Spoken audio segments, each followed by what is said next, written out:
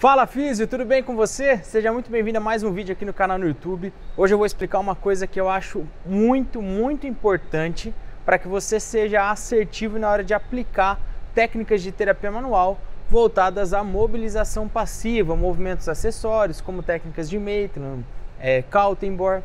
Então, se você está interessado, se você acha que esse vídeo vai ser bacana, já deixa aqui o seu comentário, curte, compartilha e também se inscreva no canal para receber as notificações dos novos vídeos. Toda terça e sexta, às 11 horas da manhã, tem vídeo novo aqui no canal para você acompanhar.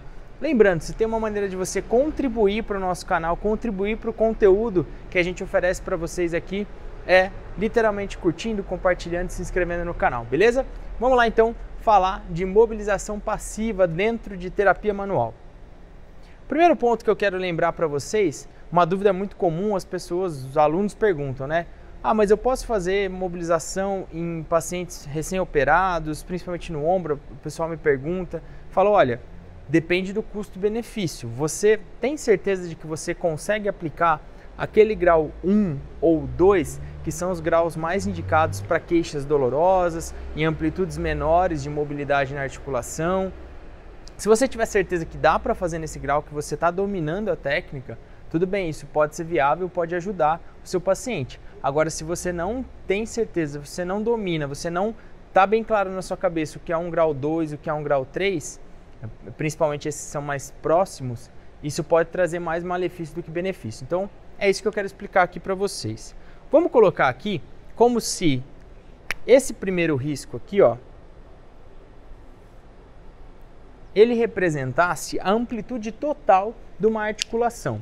Então, como se fosse aqui a articulação glenumeral. Então, essa é a amplitude de movimento articular passiva, movimento acessório da articulação. Se eu tenho toda essa amplitude, então, ponto inicial, ponto final. O que seria um grau 1? Grau mais leve, segundo o Maitland. E isso, gente, é a definição clássica. Eu sei que tem várias pessoas que têm outras formações, que fazem graus diferentes. Não vou entrar nesses pormenores, mas vou te passar a definição clássica, a do Maitland. Grau 1. Aqui. Exatamente, no início, você não vai chegar nem a entrar na amplitude de movimento passiva daquela articulação. Você vai simplesmente recostar. O professor Rubens Araújo, que é uma das referências quando se fala de Maitland no Brasil, ele brinca que o grau 1 é tão leve quanto o toque de uma asa da borboleta. Então pense, o encostar da asa de uma borboleta seria um grau 1. Por isso que ele não invade a amplitude de movimento. Tudo bem? Então aqui nós temos, vou colocar em azul aqui, grau 1. Beleza? Vamos lá para o grau 2. Mesma situação, então imagine que aqui é a amplitude total de uma articulação inicial e final. Nós vamos agora, o que seria um grau 2. O grau 2, ele vai oscilar no meio termo da amplitude total. Então pensa que se aqui é início, aqui é final, aqui eu encostei na pele, aqui é o final da resistência articular. O grau 2, ele vai estar aqui. Então ele vai oscilar no meio da amplitude do início, entre o início e o final da amplitude de movimento dessa articulação, mas sem encostar nem na resistência final e também sem voltar na superfície do primeiro contato entre a sua mão e a pele, entre o primeiro encostar da mão no paciente. Então isso seria um grau, um grau 2. Beleza? Geralmente, pessoal, o grau 1 e 2, eles vão ser para ganho de, ou controle, perdão, de dor, vão ser de analgesia.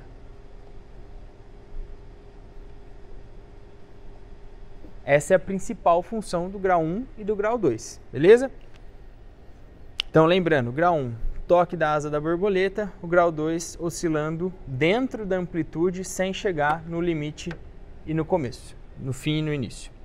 Vamos lá. Se eu fizer aqui agora, então, outra amplitude de movimento, pegando uma articulação qualquer como exemplo, tá?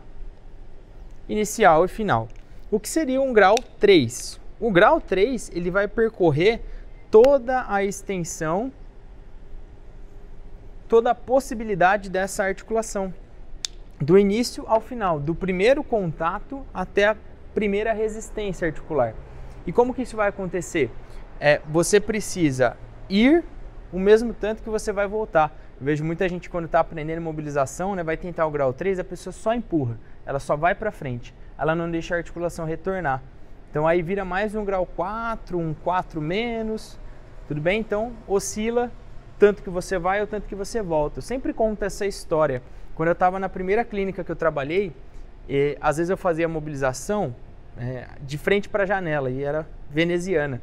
Então eu via quantas venezianas eu subia, enxergava o telhado do vizinho, quantas eu descia. E eu tentava manter essa amplitude para fazer o nosso famoso grau 3. Ramon, mas para que serve então o grau 3?